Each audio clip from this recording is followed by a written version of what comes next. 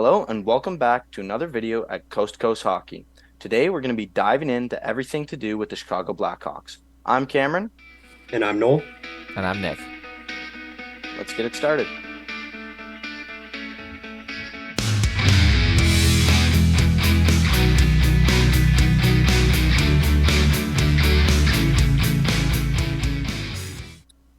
Some of the key offseason additions for the Chicago Blackhawks were Connor Bedard, Taylor Hall, Nick Foligno, and Corey Perry. These guys will be brought up later in the video. Ryan Donato was also brought in from Seattle. He posted 27 points through 71 games last year and is a good depth piece. Now, regarding the key subtractions for the Blackhawks, most notably, Captain Jonathan Toews is not going to be playing for the team next year as he takes a leave of absence because of long COVID. This is a really unfortunate situation for the prospects looking to play alongside such a great leader and a longtime player in Blackhawks history. Furthermore, Alex Stalock was also subject to the long COVID issues, and so him and Toews are both out of the season at this point. Further to that, Caleb Jones, Seth Jones' brother, was not brought back by the team, which is interesting because Seth Jones is there long term on his great $9.5 million deal. So you're looking, why would they not bring back his brother? Well, it comes down to play and other opportunities around the league. So Taylor Hall was brought in through a trade with the Boston Bruins along with Nick Foligno. They got both of them for pretty much scraps. It was kind of a cap dump by Boston, and he provides a really good player to play with Connor Bedard, some skill up front. And he has experience of being that first overall pick and playing with many other first overall picks. So he can be a good mentor to Connor Bedard. Yeah, and another key addition here is the addition of Corey Perry, whose rights were acquired for a seventh round pick. He was brought in and then signed to a 1 year, $4 million contract, which is obviously a massive overpay, but you're really paying for the intangibles here. He's a guy who brings piss and vinegar. He's a big time agitator. Loves to get in the mix of it. We, as Toronto Maple Leafs fans, we saw it year after year there with Montreal and Tampa Bay. He's just competes to the nth degree, and he'll be a great guy to protect Bedard, show him the ropes of being a professional. And he's also a guy who's won a Stanley Cup and a Rocket Richard trophy, so he knows a thing or two about scoring goals and will help Connor Bedard transition to the NHL. And speaking of instigating and sticking up for your teammates, Nick Foligno was also brought in for a pretty similar reason to Corey Perry. He plays a little bit of a different style, a little more of a playmaker assist form of play rather than a shooter grinder form. But he still brings the physicality, and he had some pretty decent seasons as well as previously being the captain of the Columbus Blue Jackets. So that leadership should help players like Connor Bedard up the middle. It's also just funny because the $4 million cap hits for these two guys is something straight out of like the NHL games where you're rebuilding a team and you just bring in some random guys to fill out your roster and get to the cap floor. So interesting move there by Kyle Davidson, something I don't think I've ever really seen in practice before, but I've certainly done a lot when I'm playing franchise mode. Moving on to the future outlook for the Chicago Blackhawks, they have an incredible top end of their prospect pool. It's not super deep yet because they're just at the start of their rebuild, but even here, every prospect here is picked in the first round, and we're even missing some really good defensive prospects like Ethan Del Mastro and Sam Risnell, Ryan Zal, I think it is, but he's a really good defensive prospect who didn't even make their top five. So it's pretty impressive what Kyle Davidson's been able to do in such a short time here.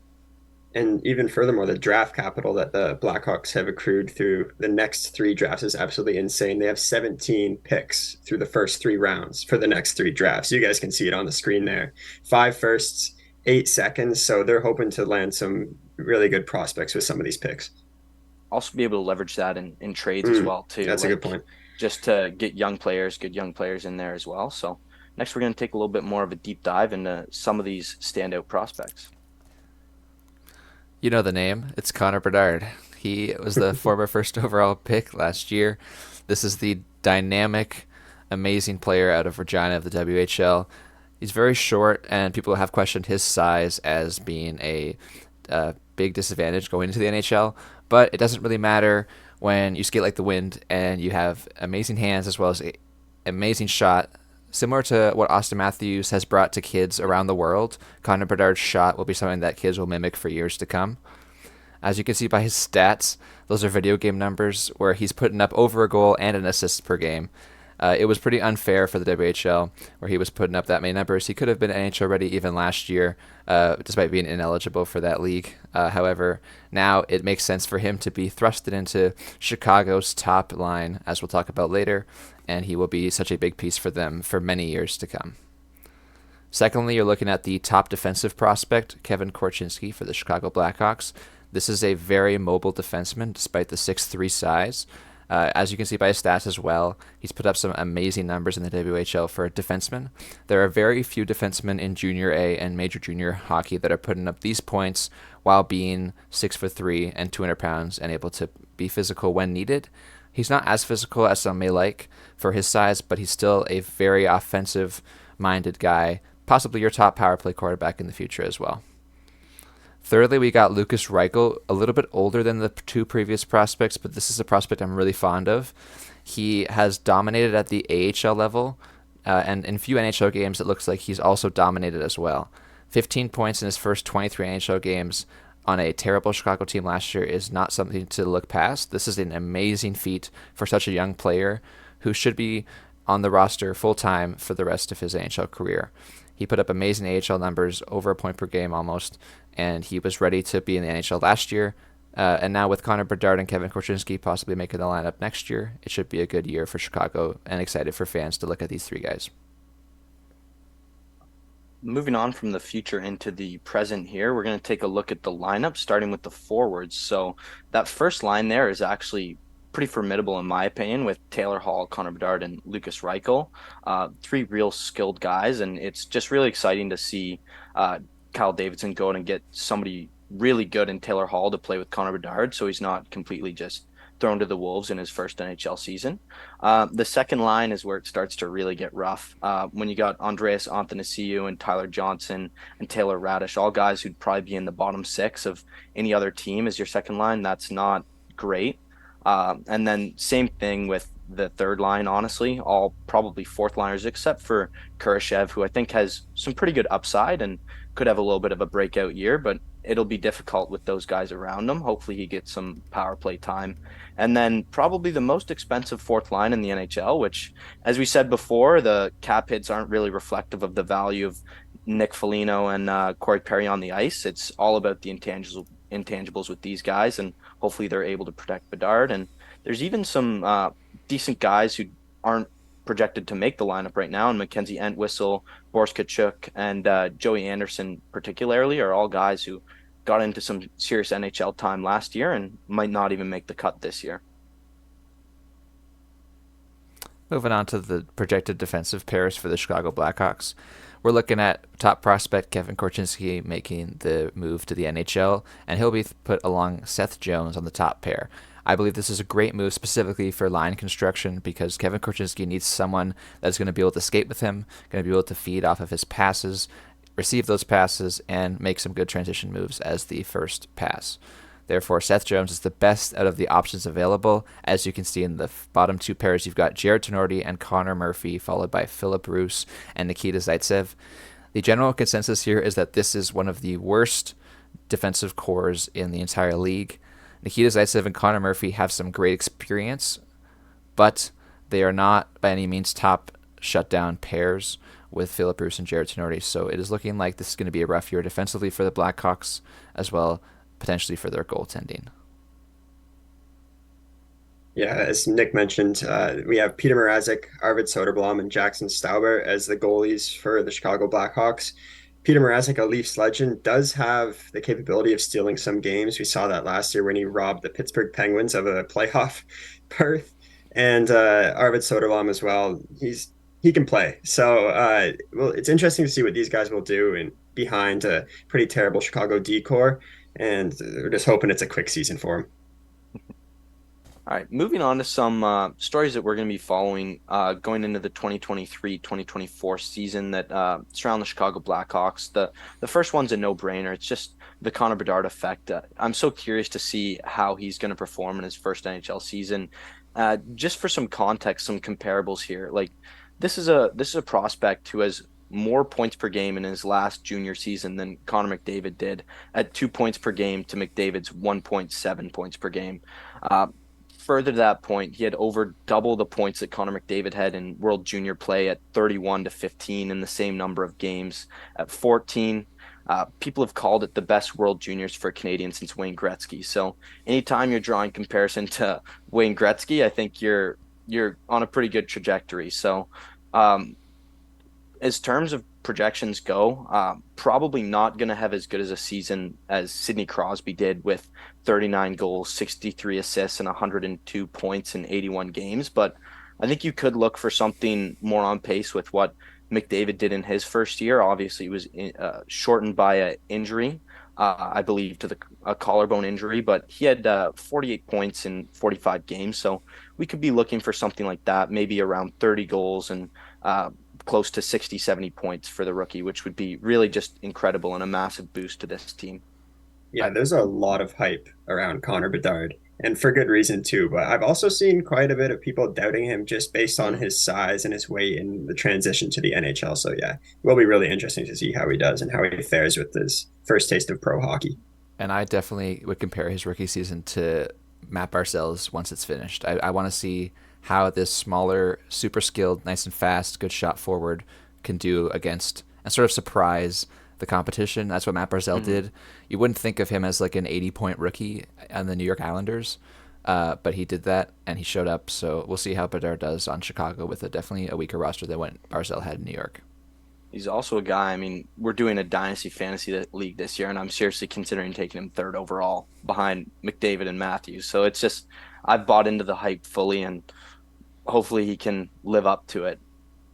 So the next storyline we got here is not to take a shot, but this is probably the worst goaltending tandem in the entire league with Soderblom and Mrazek. I mean, their numbers last year, they both put up a 894 save percentage. Mrazek 3.66 goals against average, and Soderblom a 3.45 goals against average. Now, obviously, that's not entirely their fault. They're playing in front of just an absolutely garbage team, but it's just I think it's pretty obvious what they're going for here, and I don't think it's necessarily to win as many games as possible. Yeah, I'd put that as much as it's to tank and to acquire more draft capital in the future. You got to put something on the ice, and so Mrazek and Soderblom are in a very tough position, being those guys that have to swallow up could be 40 shots a game every Yeah. game for the rest of the season. Could be, you know, I don't want to say 300 goals against for the whole team by the end of the season, but it could get pretty ugly for that on the defensive side. In my opinion, they will be able to steal some games, but that's the very odd game. Like it's not sugarcoating at all. These guys are going to be pretty miserable. I mean, with Seth Jones as your number one defenseman, you're pretty much guaranteed to get peppered with shots. So it'll Yeah. it's going to be a tough season for them, but I mean, hopefully, I wouldn't expect either of them to bounce back, but maybe Soderblom's a guy who could be a long-term backup for a team in the NHL. So, moving on, the next big storyline here is just the fact that Cal Davidson is honestly a general manager that at certain points during his tenure, I've questioned his moves. I didn't know if he got enough back for Alex DeBrincat when he made that trade. A lot of people would probably argue the same thing for Patrick Kane. Some of those trades just trading Brandon Hagel obviously for a lot of draft capital, but was it a smart move to trade such a young and up and coming player? So there's been a lot of questionable things that I thought, but I think he's really proven me wrong. And I mean, landing Connor Bedard is pretty much luck, and that helps it obviously. But just the amount of draft capital he's been able to accrue on top of the draft picks they have made. I mean, I'm sure Nick, you can speak to it, but I think a lot of scouts are pretty fond of the picks they've made and where they've made them. Like Oliver Moore, I think is a guy that some scouts were really high on going into the last draft, and I think they're just way ahead of schedule. Yeah, Chicago and Kyle Davidson has been eating a lot of cap hits from other Yeah. teams in order to accrue assets. So that's a smart thing to do, especially when you're such a well-off team like Chicago, an original six franchise. He's doing the right things, and this rebuild is ahead of schedule, in my opinion. Yeah, and with regards to the picks, uh, you're blessed with what picks you're given, but it's what you do with those picks that defines sort of your legacy and your what your franchise can do in the future. So obviously, you're going to get number one overall. You're going to get what you think is the best player in your opinion, and Connor Bedard was pretty unanimous at the time. Looking at the other picks, a few scouts were surprised with Sam Renzel out of high Mhm. school. He was sort of an off the board idea. But when you have so many picks, I do respect the idea of going for a swing and seeing what, Mhm. like, trusting your own scouting department. And that puts a lot of, excitement and energy into your scouting department if you're going to listen to them and not just go with the consensus or like, what would be the point of a scouting department if you didn't listen to them at certain points in the draft? Getting Yeah. info off Instagram like Chuck Fletcher. We used to. Oh my gosh. Yeah, no, like you said, no, I think just the cap management as well has just been fantastic. Like weaponizing that cap space is exactly what a rebuilding team should be doing, and that's just so A plus for him so far, which leads into our next segment here pretty well, which is the overview for the 2023-2024 season. So just beginning with some grades here in terms of the off season. We're going to give them an A. I mean, like we said, landing Connor Bedard it's pretty hard to do poorly in your off season. But I personally I really like the Foligno and Perry and Hall acquisitions, just bringing in some really experienced guys to kind of help Connor Bedard's transition into the NHL. I think is a very smart move.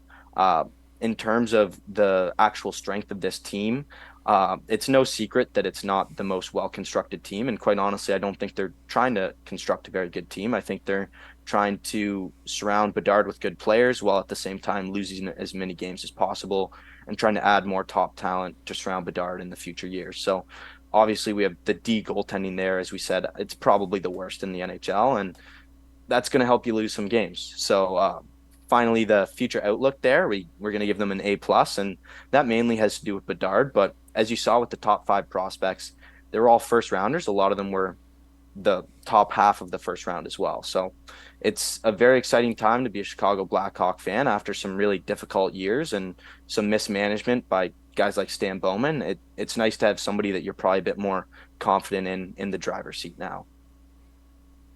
And Yeah. finally, just looking at our projected wildcard standings, we have Chicago in ninth, just ahead of San Jose. That's between all of us. That's where we decided they would be.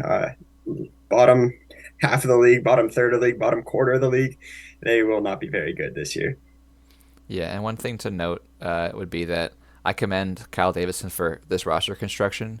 It's a bit of a contrast to San Jose, despite both being in a similar situation. They're both going to be teams that are not going to scrape at all the wild card. They're going to be near the bottom, but they're two different rosters. San Jose's was sort of plugged full of middle six older guys just to have NHL players on the roster, but this is Yeah. sort of an opposite where you have the chance for young guys, despite them being such great players already, they are going to be able to make this team and they're going to be able to play NHL games and learn, have the ebbs and flows of the season go, and they're going to be able to work through that as a team with a good mix of veteran and youthful presences. That's a great point, Nick. I mean, when you really boil it down, like Chicago's very top heavy. They have a good first line for offense and defense, probably, whereas San Jose is kind of mediocre the whole way through. So, just like you said. But yeah, thanks so much for watching. We hope you're enjoying this series so far. We're really excited to keep doing these videos. So, make sure you like, comment, and subscribe so you don't miss a season preview. We'll see you in the next one.